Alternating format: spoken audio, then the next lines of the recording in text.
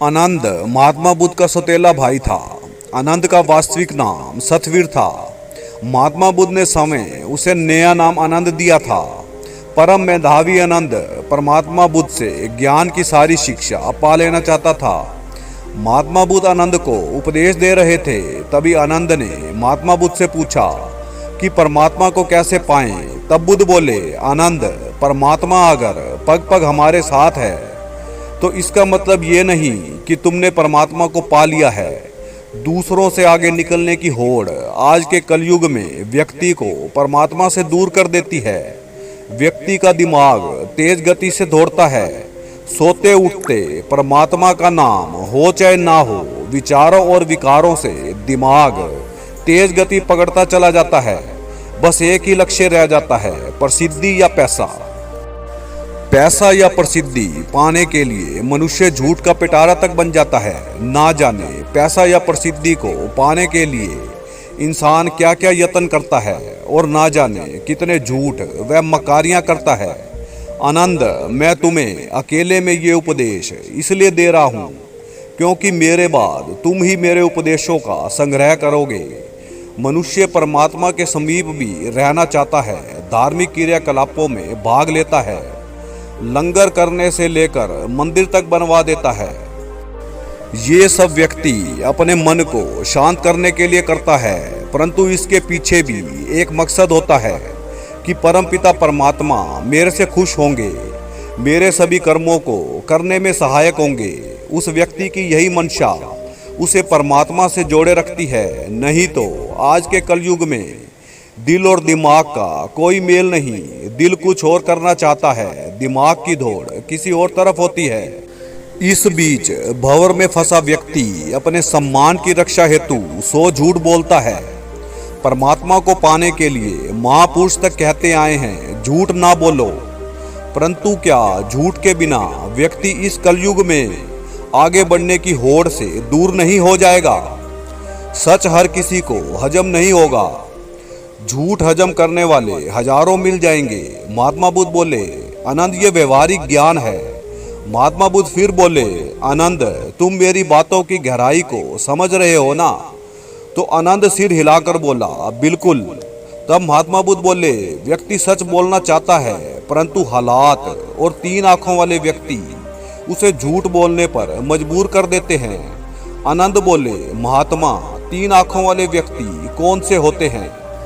तो बुद्ध बोले, इस कलयुग में जब भी व्यक्ति कोई वस्तु खरीदने, ज्ञान प्राप्त करने या मोल भाव करने जाता है तो उसका तीसरा नेत्र भी सक्रिय हो जाता है। इस हालात में उसको संतुष्टि के लिए झूठ का सहारा लेना ही पड़ता है। अगर झूठ बोलना पाप है तो इस बदलते युग में झूठ के बिना किसी की रोजी रोटी तक नहीं चल सकती। माना ये हालात सबके साथ नहीं होते। सबके हालात इस संसार में भिन्न भिन्न हैं, परंतु आनंद तो एकटक महात्मा बुद्ध का चेहरा देखे जा रहा था। मुख से कुछ नहीं बोल रहा था। उसे पता था कि महात्मा बुद्ध अस्वस्थ हैं और कुछ दिनों बाद निर्वाण के लिए कुशीनगर जा रहे हैं। आनंद की आंखों में आंसू झलक आए। महात्मा बुद्ध ने आनंद की व्यथा समझते हुए आनंद से कहा कि मेरे में अगर इतनी आसक्ति रखोगे तो बोधित्व कैसे पाओगे? मैं तुम्हारे संशय का निवारण कर रहा हूं। इसको अमल में लाने का कार्य आज के बाद तुम्हारा होगा। महात्मा बुद्ध बोले, एक बार एक महात्मा भिक्षा लेने हेतु एक कच्चे पक्के मकान के सामने रुके। मकान से एक व्यक्ति बाहर आया और बोला, मेरे लायक कोई सेवा बताइए।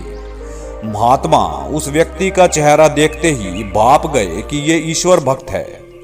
महात्मा ने आशीर्वाद देकर उस व्यक्ति को कहा कि जो मैं मांगूंगा तुम मुझे दोगे। तो वह व्यक्ति बोला, आप कहकर तो देखिए। महात्मा बोले, तुम सामने बंधी गायें मुझे दे दो। महात्मा जान गए थे कि इस व्यक्ति की जीविका का साधन बस यही गायें है। उस आदमी ने निसंकोच अपनी गायें महात्मा को दे दी। महात्मा ने गायें आकर आश्रम में बांध दी।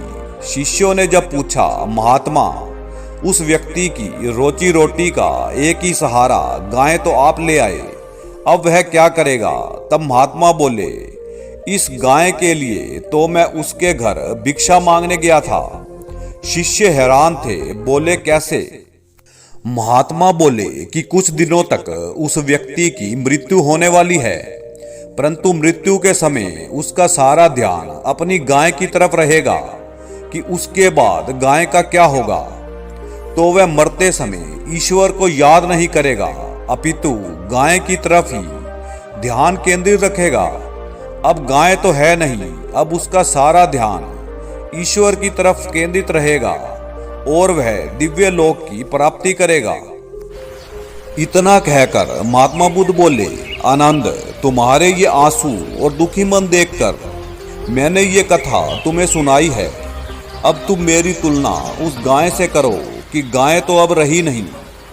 अब तुम्हें सारा ध्यान अपने पर केंद्रित करना है। तुम्हें अपने आप को अपने में खोजना है, तभी तुम बोधित्व प्राप्त कर सकते हो। मैं जानता हूँ जीवन भर तुम्हारी आसक्ति मेरे में रही, इसलिए तुम अब तक बोधित्व प्राप्त नहीं कर सके। मेरे न होते हुए तुम्हारा ध्यान खुद पे केंद्रित हो जाएगा। तुम अपने में अपने आप को खोजोगे और अवश्य ही बोधित्व प्राप्त करोगे। कृपया चैनल को सब्सक्राइब कीजिए। धन्यवाद।